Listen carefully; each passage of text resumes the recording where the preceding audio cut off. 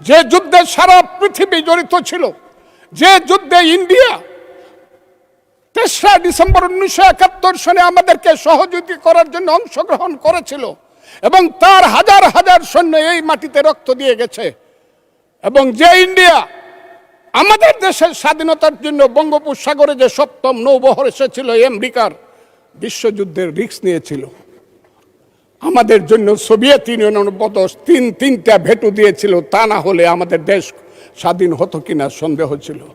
সেই মুক্তিযুদ্ধের সঙ্গে যখন 1 মাসের গণ আন্দোলনকে তুলনা করা হয়, তখন মুক্তিযুদ্ধকে ছোট করা হয়। আমি মনে মনে ভাবি হয়তোবা আমি মরে গেলেই ভালো হতো। আমি আজকে আপনাদের কাছে প্রশ্ন রাখতে চাই, 5ই আগস্টের পরে কি হলো? আমাকে একটু 5ই আগস্টের পরে কি হলো আপনারা জানেন।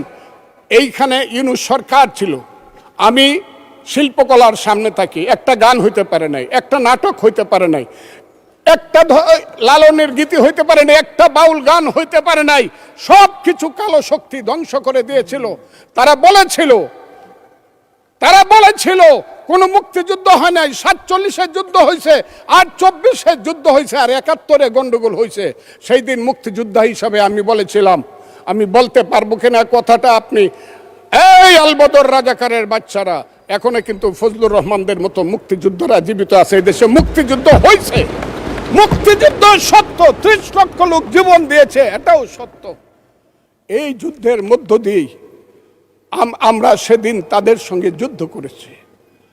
আমার বাড়ির সামনে মব হয়েছে আমাকে হত্যা করার জন্য। সেদিন আমি আজকের পুলিশকে ধন্যবাদ দিল, আজকের মিলিটারিকে ধন্যবাদ